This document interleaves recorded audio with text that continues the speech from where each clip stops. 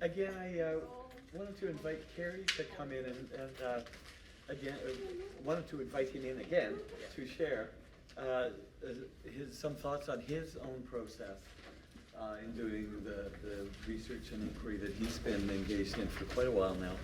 So just again to give you another perspective and another kind of model and modeling of how he's worked his ideas through. So. Yeah. So thanks again, Cary, for being here. Thanks for offering up your time. And no, well, thanks for having me, and hopefully this will be, although it is literally what I'm doing, hopefully it will be relevant to you guys, and I'm trying to make it relevant to you guys in the sense that I remember in the summer, me and Michael, he was discussing his ideas about constellations and solar systems and the stuff that he shared with you at the beginning of the class. And I was just trying to, with this, quickly demonstrate my own little process of like historically tracking the ideas that are important to my research and have been important to me for a while now.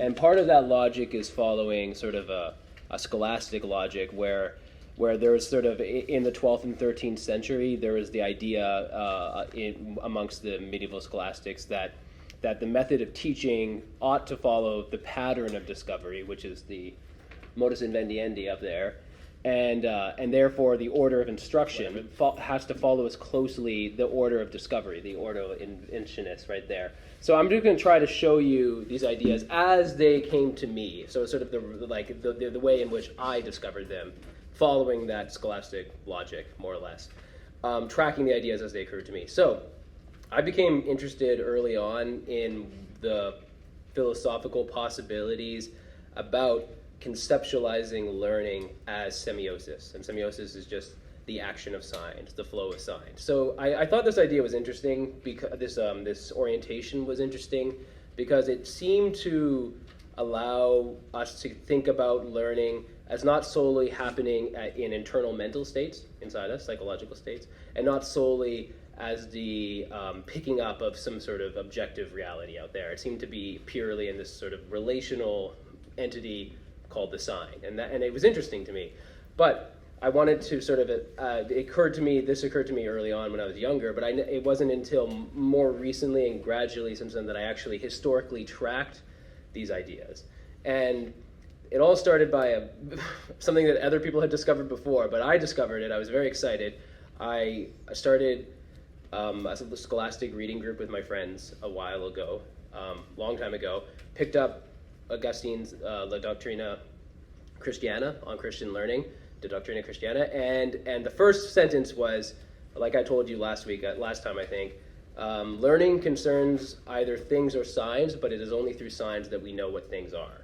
And I thought that was profound, because this book, which is widely considered to be the basis of liberal education, or the foundational text of liberal education, is also considered to be the foundational text of semiotics. And I was not aware that they were shared. So clearly there is a historical basis to the claim that I was making, that it is possible to think about education as foundation, or semiotics, semiosis, as foundation for education. Not just applying semiotics to education, which has been done for decades now, but actually thinking about it as the very basis of a educational philosophy. So clearly there was some sort of historical case when I opened up Augustine and saw that there's something here. His approach is decidedly semiotic. He spends much of book 2 elaborating this semiotic. But this caused me to look back into what was the conception of sign that Augustine was inheriting. And when I look back at the earlier Greek orientation of semeion, right here, my bad Greek writing, I can't write Greek, so it means very little to me, Greek. It could be cool on a t-shirt, though, I think. Yeah. New script. But anyway, the semiotics, the term and the study, comes from ancient Greece, Hippocrates and Galen, and it started really in regards to medical practice. It was about reading symptoms, signs, right? And it was very interesting when I dug into some research a bit that the semeion was the term semeion, as the Greeks used it, was very different than the term that Augustine proposed later on. And in the sense that the Greek conception of sign was really limited to this realm of what the Latins call ens-reale, nature, the natural world, in the sense that what they meant by signs were, they were physical signs. They were signs of the weather, clouds signifying rain, medical symptoms signifying various diseases. Divinatory signs, actually interesting, were signs too, so like they were prophetic as well. But it never transcended to the sign as the cultural unit, which is interesting, because for some reason the concept did not include that.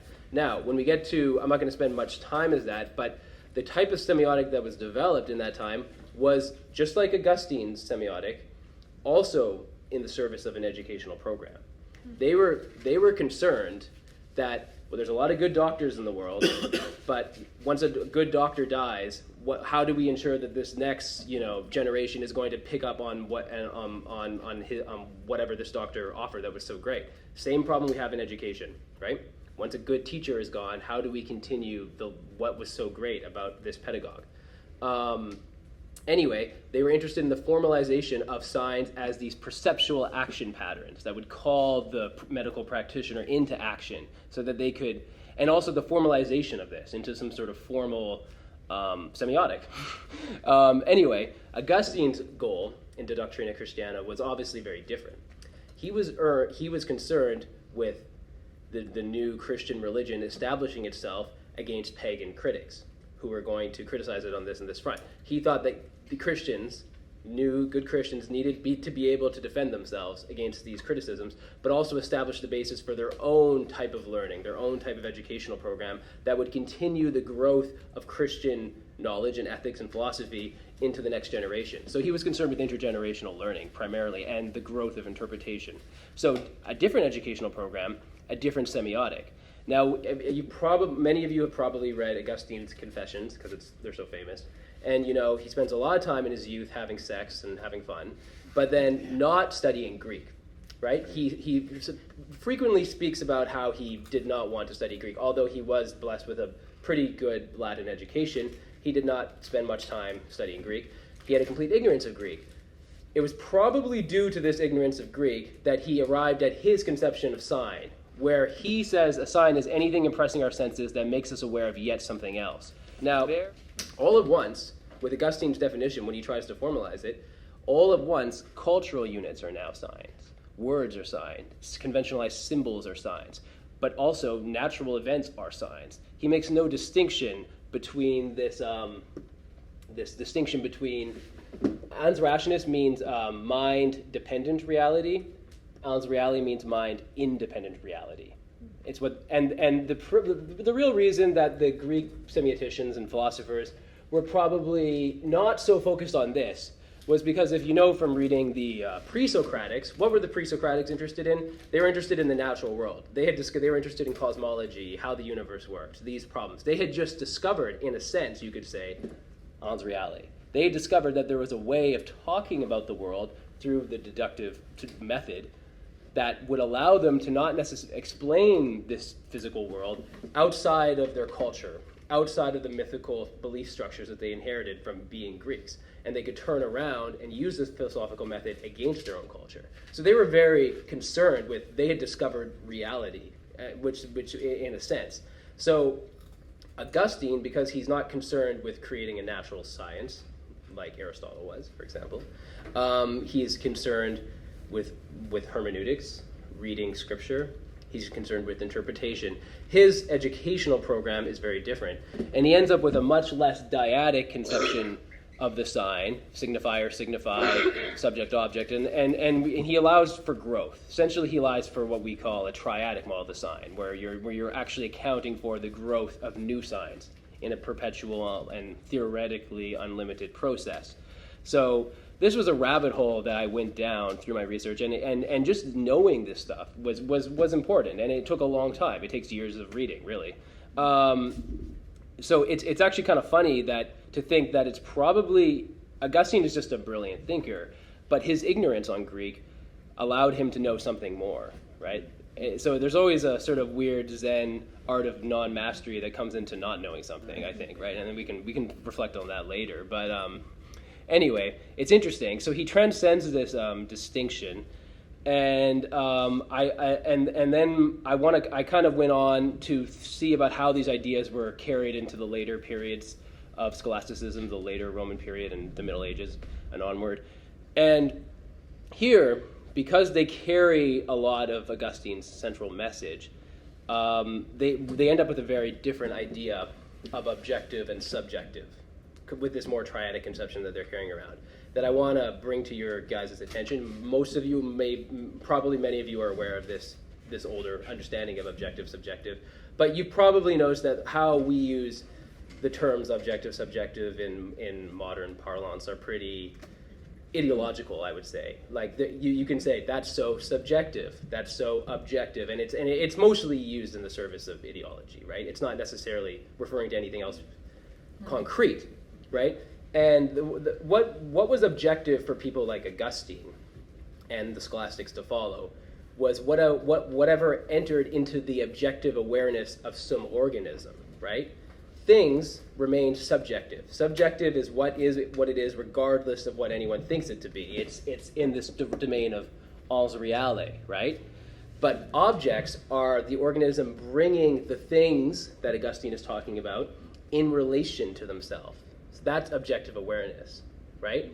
Every organism has a species-specific way of doing this, right? And this is sort of what's revealed by the concept of Umwelt, which is another important semiological concept that was developed later on by an ethologist named and biologist named Jacob von Uexküll, but he's Estonian. You know the term Umwelt. I'm sure many of you have heard that term, but it means phenomenal world, and it basically orients you to this basic idea of object subject. Yeah, please. Yeah. Go ahead. Umwelt. Yeah, thank you. So anyway, when you recognize how did we get to this confusing state of objective subjective relations in modernity? Well, I actually did some reading, and reading through Galileo's correspondences. Galileo creates this wonderful new mathematically based theory, this way of doing science that doesn't rely on senses, doesn't rely on the knowledge that comes from your direct experience, but actually relies on extending those senses into through experimental methods and using formalized mathematical models. He came up with this, but he needed a way to justify this new science against the dominant scholastic view.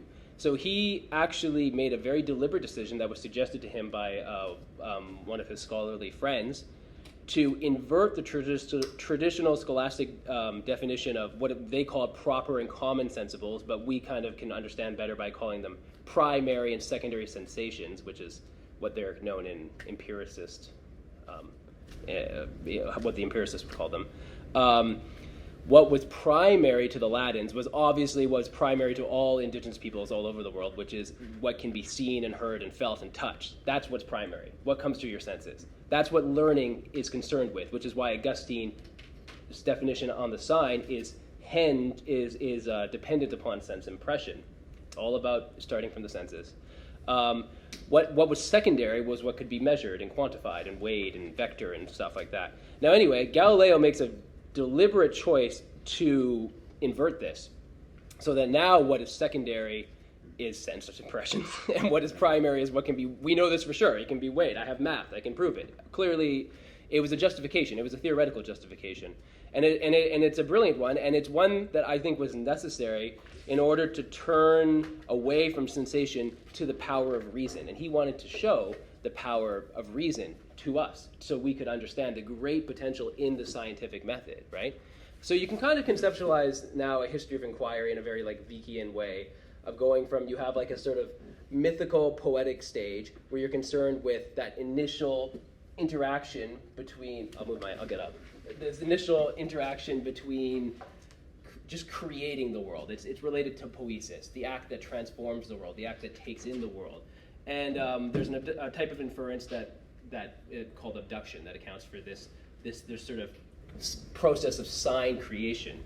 Now, the Greeks discovered, we can say the Greeks discovered this idea of ens-reale, and they became obsessed and cultivated and refined the deductive method, reasoning from sign to sign, and so they could start from some basic premises. Socrates, all men are mortal. Socrates is a man, therefore, and you can. The syllogism becomes very powerful, right? And you could go on and off and reach the stars that way in some ways. And anyway, once Francis Bacon and people like Galileo come along, they basically establish the necessity of inductive reasoning, right? The fact that we actually have to check these science structures back into the reality from which they came. So you can see a trajectory here which is really just an informal history of inquiry processes, right?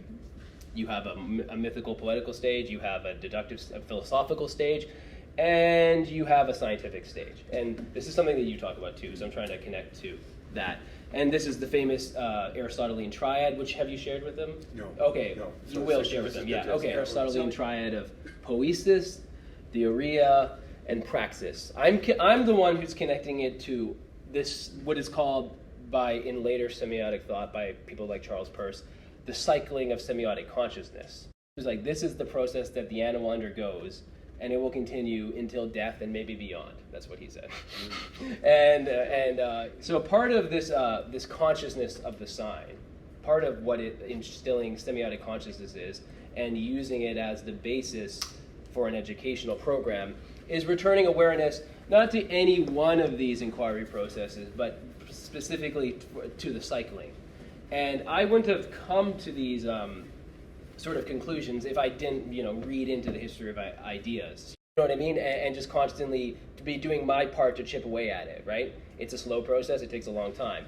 But I learned a lot from this historical tracking, and it was all premised on a basic feeling that as a teenager, I was just very captivated by semiotics and the idea of semiosis and its explanatory potential. And it wasn't until, and it's continuing to this day, that I'm still unraveling the full historical history, the full historical weight of that. And I'm obviously distilling it for you here in a very reduced format, and I haven't gone into any detail on much of this stuff, but I just want to show you sort of what my journey has been. And it all started with a fluke encounter with Augustine. It really did. I just opened the book, and I didn't even have to make it through the book. I had to read the first line in the book, and it was clear to me that there was a historical basis to what I intuitively felt as a young person. That's basically all I really want to say. Yeah. It was a sign. It was a sign. Yeah, exactly. Yeah. That's right. There we have her. What does it signify? Yeah. But there's a journey that all of us can go on, and I think part of what I learned from reading people like Echo and John Dealey and just anybody who takes this stuff seriously is that this is a scholarly obligation we have, right? If you're going to engage in scholarly activities, you have an obligation to track your ideas, right? You don't just come out like a Pop-Tart in some area of history, and you know what I mean. You have to contextualize it, and I think this contextualizing was important to me growing up in the society that I grew up in, and it felt frenzied, and it felt disconnected, and it felt fragmented, and it felt like we had sort of inherited something that wasn't our own. I think the sort of generational sense that we had, and I think it's just an important sort of healing exercise in some way. I don't know, that sounds weird, but yeah, just to know always try to know. This is not an exhaustive. I'm giving you a selective history. I'm pointing out certain things and not giving you other things, but always tracking and constructing your own historical narratives, recognizing that they are narratives, but then seeing their potential. I think that's important, and that's all I wanted to show you, and it's a journey that's ongoing. Yeah.